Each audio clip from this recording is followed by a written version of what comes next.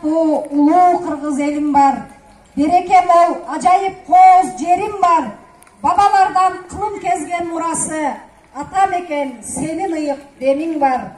Арбаңыздар, урматтуу Ак Башат айылынын тургундары, бүгүнкү күндүн меймандары жана катышуучулары.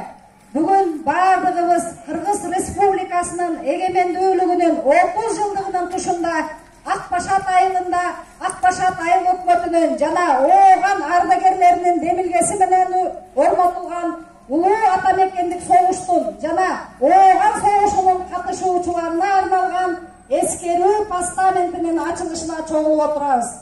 Бүгүнкү постаменттен ачылыш аземине Кыргыз Республикасынын Коргоо министрлигинин, Жайыл райондук ардагерлер коомунун, ооган ардагерлер коомунун, Жайыл райондук аскер комиссариатынын, Ак Башат айыл өкмөтүнүн, Жайыл райондук диаспоралар коомунун мүчөлөрү жана Ак Башат айыл аймагынын тургундары чакырылган. Эмесе эскерүү постаменттин ачуу үчүн лентаны кесүү аземине ардагерлерден, акимияттан, Коргоо министрлигинин өкүлдөрүнөн, ооган ардагерлерин чакырабыз.